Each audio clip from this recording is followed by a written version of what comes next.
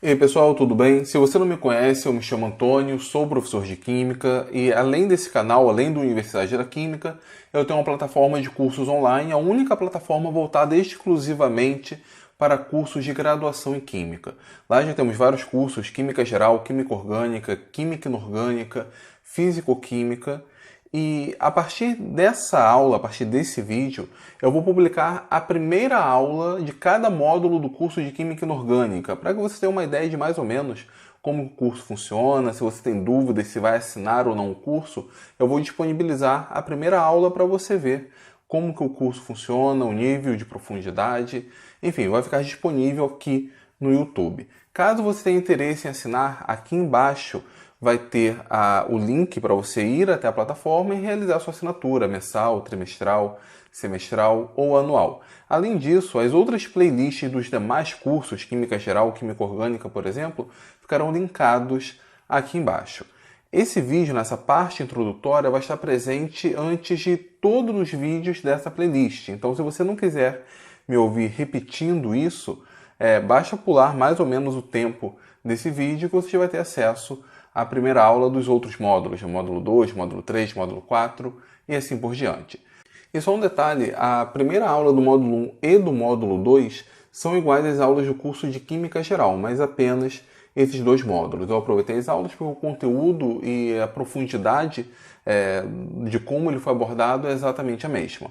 As demais, a partir do módulo 3, são aulas inéditas que não estão aqui no YouTube. Então, caso seu interesse, caso queira fazer parte dos alunos da Universidade da Química, é só clicar aqui embaixo e assinar o curso. Qualquer dúvida, deixe aqui nos comentários ou então me envie um e-mail. Tá certo, pessoal? Muito obrigado e eu espero contar com vocês nos cursos da Universidade da Química. Vamos iniciar mais um módulo aqui no curso de Química Inorgânica e esse módulo vai tratar sobre os complexos de metais de transição, o mesmo assunto do módulo anterior, sendo que esse módulo vai tratar especificamente sobre os aspectos envolvendo a ligação química nesses compostos. Nós vamos ver as várias teorias que tentam explicar como que essa ligação é realizada, como que é formada a ligação química e as características dessas ligações químicas. Então nós veremos várias teorias ao longo desse módulo, sendo que antes eu preciso falar algumas coisas com vocês. Por exemplo, como que a gente sabe que uma ligação química é mais forte ou mais fraca do que outra? Bom, eu sei disso olhando os dados experimentais. E com base nos dados experimentais, eu posso formular uma teoria que pode funcionar ou não. E que dados experimentais são esses? Podem ser dados espectroscópicos, podem ser dados cristalográficos, ou, como nós veremos nessa aula, podem ser dados termodinâmicos. E quando eu falo de dados termodinâmicos, eu estou falando de ΔH, de ΔG, de ΔS, da constante de equilíbrio. A constante de equilíbrio na formação de um complexo, por exemplo, nós chamamos de constante de estabilidade ou constante de formação.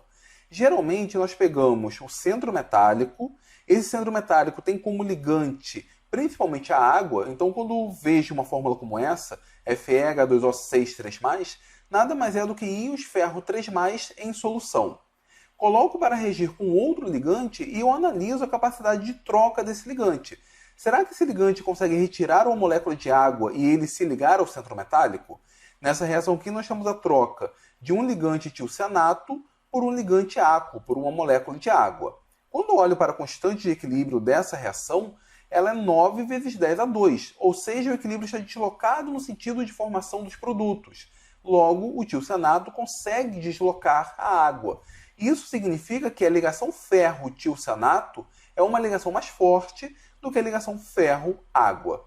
Na hora de escrever a constante de equilíbrio, nós escrevemos dessa forma aqui. Aqui nós temos o produto, a água que acaba não entrando na constante de equilíbrio, e no caso dos reagentes eu represento a concentração do ligante, que vai realizar a troca, e aqui, ao invés de escrever FeH2O6 3+, eu posso representar apenas como Fe3+. É muito comum essa representação. Só que o que tem que ficar claro na mente de vocês é que essa representação aqui significa isso. Eu não tenho ferro 3+ em água livre. Na verdade, se eu tiver qualquer cátion de metal de transição em água, eu tenho um aquo complexo. Eu tenho metal rodeado de moléculas de água e não apenas rodeado. Essas moléculas de água fazem ligações covalentes coordenadas com o centro metálico. Então, esse dado experimental nos diz que o ligante tiocianato é um ligante mais forte do que a água, pelo menos com íon ferro 3. Agora, um outro exemplo seria esse. Eu tenho cobre tenho 6 moléculas de água ligadas ao cobre, ofereço a ele 4 moléculas de amônia e o cobre vai trocar a água pela amônia. As moléculas de amônia vão se ligar ao cobre, com isso nós temos a liberação de moléculas de água. Então a amônia é um ligante mais forte. De novo, como que eu escrevo a constante de equilíbrio aqui? Como que eu escrevo a constante de formação? Eu desconsidero a água, escrevo o produto, divido pela concentração dos reagentes. Nesse caso, a concentração de amônia, eu posso desconsiderar as moléculas de água aqui presentes. Já que eu desconsiderei essas moléculas de água, eu posso escrever simplesmente sobre a concentração de cobre 2+. E além disso, eu posso até desconsiderar também as moléculas de água presentes no complexo. Eu fiz a mesma coisa aqui em cima. Aqui eu chamo de K4 porque houve a troca de 4 moléculas de amônia. É como se existisse primeiro uma troca, depois uma segunda troca, depois uma terceira e por fim uma quarta. Aqui, como eu tenho um único ligante de etilcianato, eu representei como sendo K1. A constante de equilíbrio aqui é 10 a 13. Isso mostra que essa reação está muito deslocada no sentido dos produtos, consequentemente, a amônia consegue trocar de lugar com a água com muita facilidade. É um indicativo de que essa ligação com o cobre, a amônia com cobre, é mais forte do que a água com cobre. Como que eu consigo explicar isso? Aí vem as teorias. Deixa eu mostrar para vocês aqui uma tabela que mostra a relação de troca de ligantes quando eu tenho cátion Ag+, e cobre 2+. E o ligante X aqui, que vai trocar com a água, é amônia, ou fluoreto, ou cloreto, ou brometo. Percebam, a constante de equilíbrio aqui, quando eu tenho brometo, é 20.000. É muito maior, por exemplo, do que a constante quando eu tenho cloreto ou amônia, e muito maior mesmo do que quando eu tenho fluoreto. Quando eu tenho o caso do cobre 2+, aí a amônia acaba interagindo muito melhor do que os demais aletos. Como que eu explico isso? Bom, uma forma de explicar isso daqui nós já vimos, que é a dureza e moleza. O cátion prata é um ácido mole, então ele vai interagir muito melhor com a base mole. E o brometo é uma base bem mais mole do que os demais íons aqui presentes, ou mesmo do que a amônia. Então, com isso, a constante de equilíbrio é muito maior, porque a interação vai ser uma interação muito mais efetiva. Agora, o cobre ele é considerado normalmente como um ácido intermediário. Ele nem é duro, nem é mole. Ele fica ali em uma posição intermediária. Com isso, a gente pode imaginar que ele vai se ligar melhor com uma base também intermediária, que não seja nem tão dura quanto o fluoreto, nem tão mole quanto o brometo. Então ele interage bem melhor com a amônia nesse caso. Então isso daqui é uma explicação de um dado experimental. Nesse caso específico, a teoria de Pearson de dureza e moleza consegue explicar relativamente bem esse resultado. Mas nem sempre a gente consegue explicar, por exemplo, a tendência de uma reação através da ligação química, através da força da ligação química. Por exemplo, em alguns casos, existe o que nós chamamos de efeito quelato. O que é isso?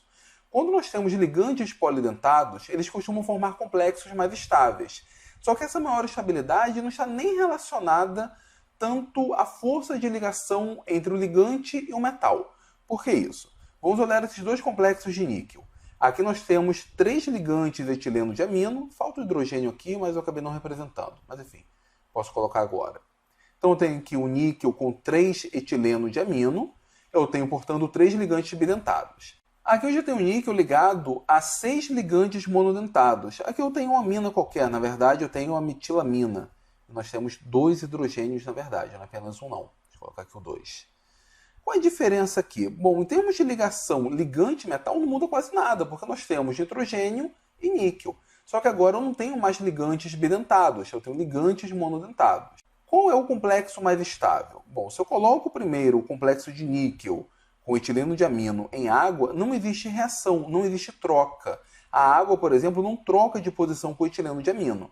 Agora, quando eu coloco o complexo de níquel com metilamina em água, a reação acontece. Na verdade, existe aqui uma espécie de hidrólise. A gente forma o hidróxido de níquel, que precipita, é liberado OH- e nós temos aqui o cátion da metilamina. Seja como for, a reação acontece.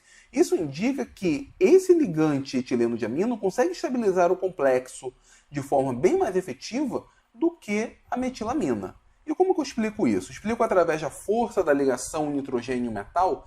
Não, porque eu tenho nitrogênio e metal nos dois casos. O que está envolvido aqui é o chamado efeito quelato. Primeiro, é muito mais difícil nós retirarmos um ligante bidentado do que um ligante monodentado, porque um ligante bidentado se coordena por 2 pontos. Então imaginem, Conforme essa ligação aqui é rompida, eu tenho que romper a outra ligação para que o ligante saia. Então, enquanto a segunda ligação é rompida, pode ser que essa primeira volte a ocorrer. Então, nós temos o nitrogênio se coordenando novamente ao níquel. Então, é muito difícil nós soltarmos ligantes polidentados, porque nós temos que soltar todos os pontos. É óbvio, né? Isso aqui não acontece pegando uma pinça. São moléculas de água que têm que atacar o níquel. Então, a molécula de água tem que atacar desse lado, retirar o nitrogênio. Outra tem que atacar do outro lado, retirar o outro nitrogênio. Esse é um processo muito mais difícil do que quando eu tenho ligantes monodentados, que apenas uma molécula de água vem e retira o ligante e acabou. E um segundo motivo está na própria formação do anel quelato.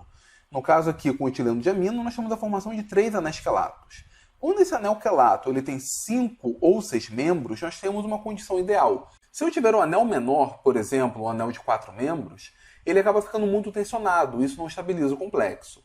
Por outro lado, se o anel for muito grande, um dos pontos de coordenação talvez prefira se coordenar com outro metal do que ali com aquele mesmo metal. Então, o ideal é que esse anel tenha 5 ou 6 membros contando com metal.